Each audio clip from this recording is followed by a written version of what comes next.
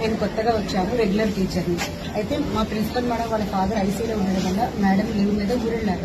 So ఈ 2 రోజులు, ఈ 4 రోజులు కూడా స్కూల్ అంటే శనివారం మేడం వెళ్ళారు, రేపు ఉదయానికి వస్తారు. 4 డేస్ కూడా స్కూల్ ఇన్ఛార్జ్ నాకే రాశారు.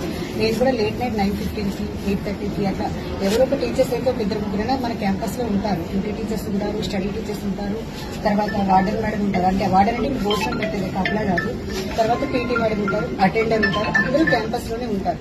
అయితే ఈ మేడం వచ్చేసి ఆ పాపని పంపిస్తాను అని చెప్పేసి అన్నారు. పంపిస్తానంటే అమ్మ పేరెంట్ అని గుర్తుపడతారు, ఎందుకంటే నేను కొత్త కాబట్టి నాకు పేరెంట్స్ ఐడియా ఉండదు కాబట్టి వాళ్ళు మొదటి నుంచి పనిచేస్తున్నారు. వాళ్ళే హౌస్ టీచర్స్, వాళ్ళే చెప్పండి. అంటే ఆ మేడం అడిగితే అవునండి గ్రాండ్ ఫాదర్ ఇప్పుడు 4-5 సార్లు అతను వచ్చాడు, మనకు తెలిసిన వ్యక్తి అంటే అప్పుడు ఇంజక్షన్ చేయించడానికి పంపిస్తానంటే 1 గంట పర్మిషన్ పంపించాను సార్. ఆమె 5 times వచ్చారు.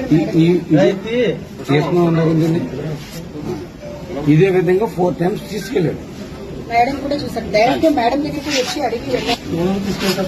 ఈ మేడం హౌస్ మేడం ఎంగేజ్ లో ఉన్న వాళ్ళు వస్తే అసలు పంపించారు. మదర్ కి ఫోన్ చేసి మా అబ్బాయినమ్మా పంపించండి అంటేనే మేము పంపిస్తాం. ఎంగేజ్ లో ఉన్న వాళ్ళకి కావడం వల్ల మేడం కూడా కాబట్టి ఈ పాప కూడా మా గ్రాండ్ ఫాదరే మేడం అని చెప్పేసి చెప్తుంది.